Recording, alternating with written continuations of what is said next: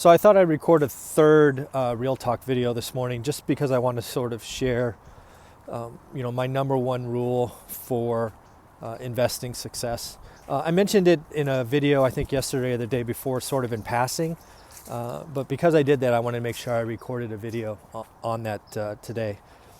So my number one rule for investing success is quite simple.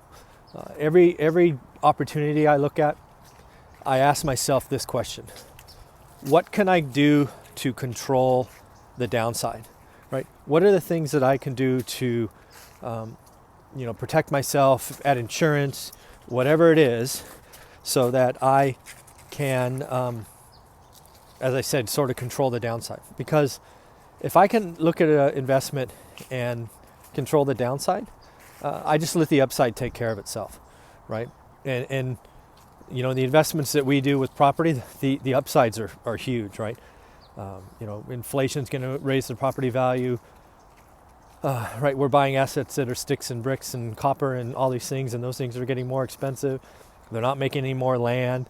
Rents are going up, all of these things. So letting the upside run is actually quite easy. So when I look at investments, I ask myself, what can I do to control the downside? So things like that are, during the purchasing process, right? What inspections do I want to go do?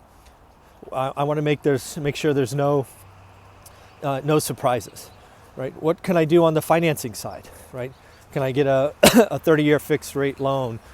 Do I need to do private money? What are the things I can do to control that expense? Then as I'm holding it, right, I obviously need insurance. Frankly, I want to be overinsured, right? I not only insure properties, but I add umbrella policies. I want to make sure that I'm doing everything I can to protect the downside. I want to make sure my assets are of quality so that they are going to go up with inflation as far as rents, if not more. So these are all the things that I want to do, so that when I can control the downside, I just let the upside run. So that's my number one key to being a successful investor, is to look at an investment, ask yourself, what are the downside risks? Then ask yourself, what are the things I can put in place to control or at least mitigate, the risks? And then I let the upside run.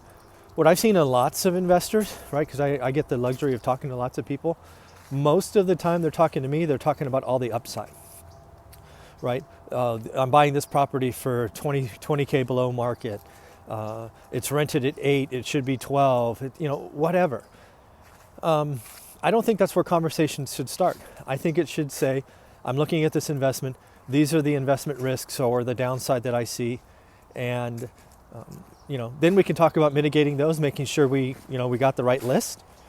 And then, and only then, should we talk about the upside. So that's what I think. That's what I think the number one rule to investing should be. Again, it's control the downside and let the upside take care of itself. Have a great day.